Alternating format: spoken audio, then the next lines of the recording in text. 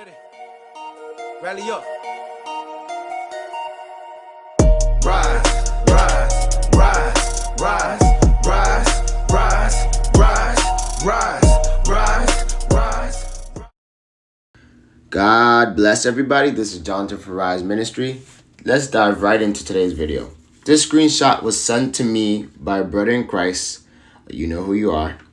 And I just want to read to you the executive order signed by President Biden, which includes transgender athletes in girls' sports. In this executive order, it is a broad interpretation of Supreme Court ruling that gay and transgender employees are covered by the Civil Rights Act of 1964.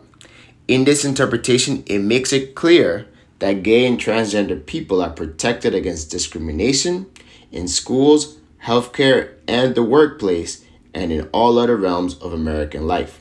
For example, the military has stopped its transgender ban. And the first thing that I want to mention is that none of this is surprising to me. In fact, it is all biblical. See, times that we live in will just simply get worse and worse, as we know that we're living in the end times. And for those that don't believe in it, what you're seeing is an example of humanity's rejection of Christ. You see, in the last day, the Bible tells us that people will call what is wrong right. In fact, 2 Timothy chapter 3, verse 3 says that they will hate what is good. In Isaiah chapter 5, verse 20, it also tells us that with sorrows for those who say that evil is good and good is evil. You see, many people today will call evil good and good evil. That dark is light and light is dark. That bitter is sweet and sweet is bitter. You see, allowing transgender athletes into women's sports is simply flawed ideology denying biology. See, studies have proven that male-born transgenders have an unfair advantage over women due to higher level of testosterone and different muscle and fat distribution. Now, if you don't believe me, then you'll believe the counter-argument by some scientists that transgenders who shift via hormonal treatments after puberty lose any male muscle mass advantage after or within a year.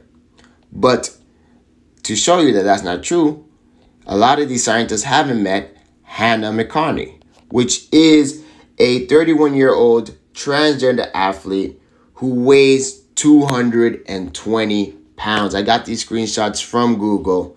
From the screenshots that you are going to see, it is pretty easy to distinguish the fact that Hannah has a muscular advantage over her competition, one which she uses to play the game of handball and to dominate the game of handball. You see there's no opportunity for that girl to defeat Hannah.